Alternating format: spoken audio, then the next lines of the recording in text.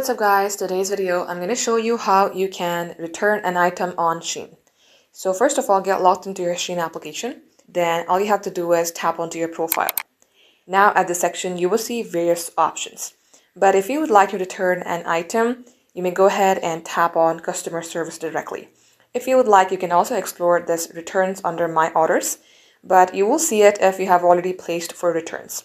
For example, it says it's empty here. So let's go ahead and talk to customer service directly. Tap on the customer service button and select customer service again. Now at this page, all you have to do is tap on this text button and send hi first. And likewise, all you have to do is type in that you would like to return a specific order.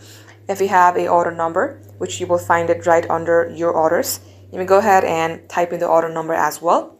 And likewise, if it can be returned or if it's under a certain time period, then you will be able to return it and get refund for it. Thank you for watching.